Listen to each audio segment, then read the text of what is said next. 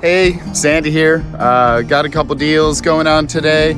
Gonna go to a couple appointments. Gonna pick up John in Phoenix and see what we can put together. We'll do some filming and see if there's anything going on today. And we're gonna get a contract signed today. Put your lips on mine. I love it when we hide. Who you on the Zoom with? What's up? With the team, Paul, Kim, Shannon, the Saha group. Sit here, Okay. Going over closings and deals we got going on. So we just got to the house, John. You gonna go up there and check it out? It's got a big sign that says no trespassing on it. You already know the reaction we're gonna get. We're here. I'm not sure knocking is a good idea, if you want my honest opinion, but leaving a letter doesn't say don't leave. I'm gonna knock it. Yeah, so I was just gonna say, I'm knocking it. You guys all can right, listen. get out there, I'm dude. always knocking it. Get out there. That one dude, she pulled a gun on us. She flashed steel. She at put the a door. gun on you, dude? Yeah. What'd you do? Did you take it from her? She had a sign on the door that said, "Do not disturb, baby sleeping. Leave your card," and a little envelope to leave your card. It's a cute But envelope. Sherry knocked anyway, and we could hear very loud talking inside the house. But she knocked at such a whisper that maybe they didn't hear it. But they did say leave a card, no knocking. Okay. Yeah, so we're on our way to meet this woman, Gail. She's the power of attorney for the seller of a property that we've been, about 6 months we've been talking to this? Yeah. Long time. Yeah, so interesting, this neighborhood is exactly the same value as it was when we were looking at it 6 months ago. We made an offer that the lady felt was about $30,000 too low.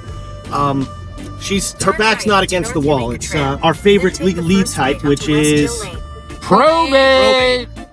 so, she's not in a rush to sell, and I really feel we can get her at our price today. We prepared comps to show her for the neighborhood. We prepared a spreadsheet, which is the Dealzinity calculator deal analyzer tool. Just because someone tells you no when you make that initial offer and they tell you it's too low, it's not always a no. If you follow up and you explain and educate the homeowner on why your offer is your offer, and you can make it make sense for them, because of course it makes sense for you, but that doesn't matter. It has to make sense for them. You can make it make sense for them. That's how you're going to get more deals. Deals. Well, it was an interesting conversation with that home seller, because of the election. She believes that we'll see a 10% increase in real estate prices come June or July. My thought is anything is possible, but as an investor, I wouldn't make a purchase today holding on to that property to see that kind of return in 6 months, because it could certainly go the opposite direction. There's more things at play than just a lower interest rate. The real issue with the property is that she wants the big number. She could probably that's the problem. She could probably get the big number if she can clean the entire place out. But it's dated. And my concerns with it is the bathrooms. If you look at the tubs, they're original tubs and tub walls from 1998.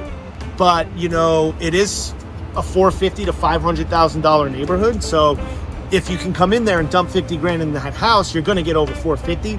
She's looking to not dump in anything and net herself 360. So, but we came in at 325. 325. But 360's got me thinking. Do anything like filming. What are the numbers? So we're going to this guy. Yes, this house is a This is the house. $360,000 neighborhood, and there's the house there. Oh, okay. He rejected a 234 offer. He knows it needs repair. So wait. He has a So just so the audience can see, you're telling me if that was fixed up, that's a $360,000 house? That's what the numbers of the neighborhood say. People, we don't live in California either, but that's a $360,000 house if it's all fixed up. Yep. You figure that one out. We're just in the game. So there we did. Yeah, so he's looking to get around 250 for it. He told me he rejected a 234 offer. This one is, they don't live in it. The owners don't live in it. They want to get 250. They have a tentative sight unseen offer at 260. I might be the first investor to see the house. And then they had a sight unseen offer over the phone of 234. When I ran the numbers on this property of what I think it's going to need based on just looking at the outside of this house, I factored in a roof, which now that I'm here absolutely needs it. A paint job absolutely needs it. And those are single pane aluminum windows, which in my opinion, you're gonna get 360, you gotta be like this house next door with new vinyl double pane windows. With that being said, those are big ticket items, windows and a roof. Number two, that AC is old, but if it works, could get away with it. Maybe just have a service. Yeah, a little service, but I'm guaranteeing based on the conversation I had that we're looking at a full remodel on the inside. And the funny thing is, I came up with the fact that we could probably wholesale this property between 252 to 270 max.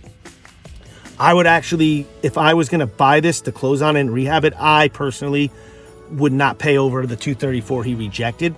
So I'm hoping today to get him somewhere between 234 and 250 so that we have a contract we can go ahead and assign.